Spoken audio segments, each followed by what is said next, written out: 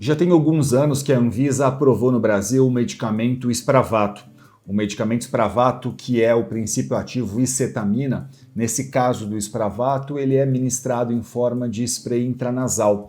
E essa medicação tem indicação em bula especificamente para aqueles pacientes em que, por exemplo, tentaram ao menos 2 esquemas terapêuticos distintos por algum período e não tiveram a solução adequada para o caso de depressão grave, para o caso de depressão recorrente. Mas, a despeito da Anvisa ter aprovado o Spravato no Brasil já há algum tempo, até hoje o Spravato não ingressou dentro do rol de procedimentos da ANS. Mas, no final de contas, o que diz a lei a respeito disso? O que a justiça tem interpretado em alguns casos que têm chegado ao Poder Judiciário e será que existem evidências científicas do uso de Spravato para esses casos? Será que isso é relevante para dentro de um processo? Por que isso é relevante para a lei atualmente? É isso que eu vou explicar para vocês agora, me acompanhem.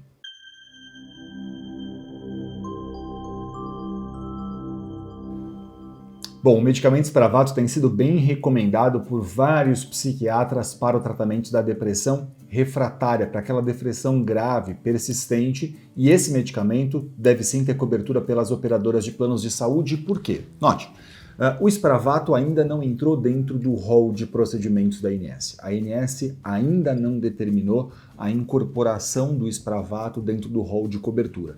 E isso faz com que, na maioria dos casos, as operadoras de planos de saúde falem assim: esse medicamento não está no rol da ANS e eu não vou cobrir então porque não está no rol da ANS. Bom, mas a gente vai explicar que isso não é bem assim e o fato de estar no rol, não estar no rol, não significa dizer que você não tenha direito.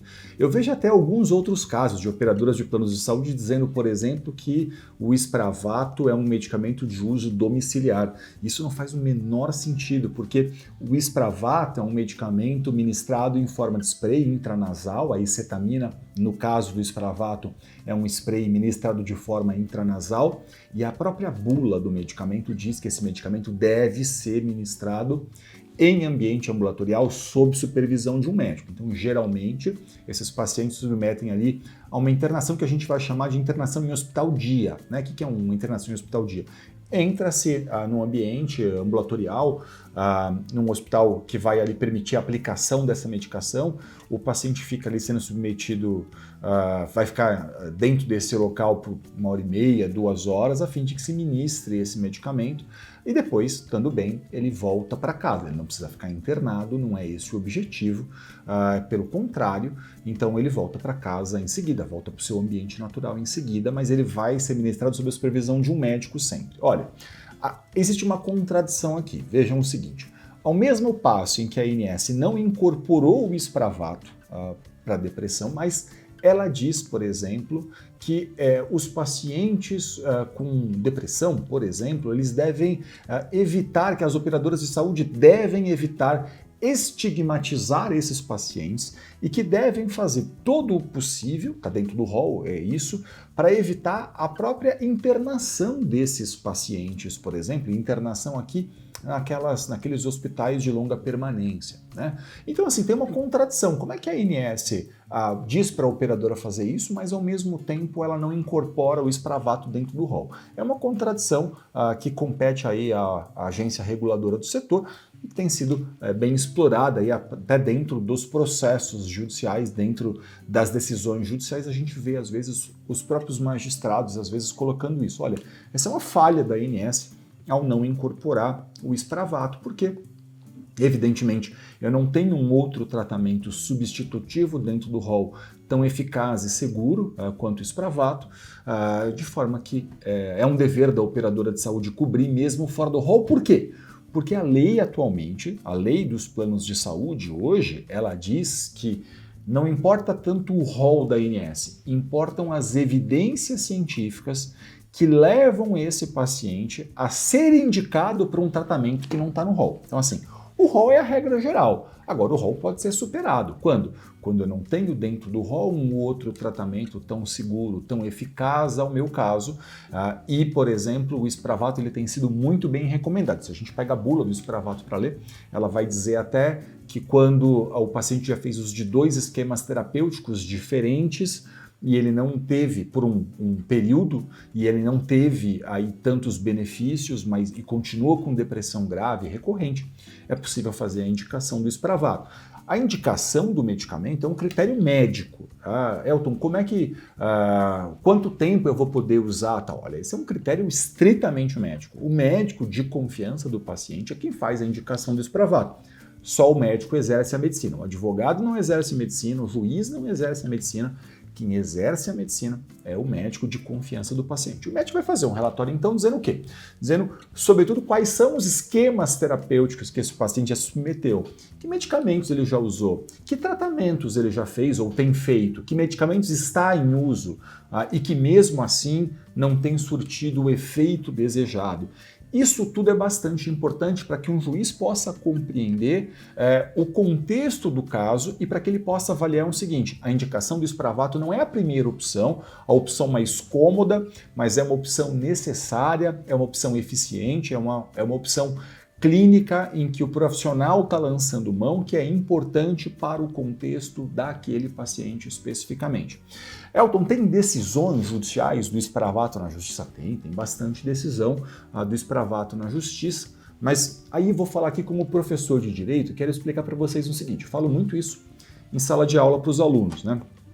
Quando eu dou aula, por exemplo, eu dou aula em algumas instituições para advogados. Então, dou aula na USP, dou aula dentro da EPD, da Escola Paulista de Direito em São Paulo, e costumo dizer para os alunos que são advogados e que estão ali se aprimorando, eu costumo dizer para eles o seguinte: mais do que a decisão judicial em si, o que é muito importante nesses casos agora é que a gente junte, por exemplo, quais foram as premissas, quais foram as balizas técnicas que levaram aquele juiz a entender que o Spravato era necessário. Vou explicar melhor isso. Basicamente é o seguinte: às vezes a gente fez estudos técnicos, laudos periciais, às vezes existem pareceres técnicos a respeito do Spravato nesses outros processos e que devem ser juntados para dentro do caso a fim de corroborar, a fim de aumentar a chance de sucesso dentro de uma eventual ação judicial. Mas, Elton, eu não tenho chance nenhuma de meu plano de saúde liberar isso? Bom, claro que tem.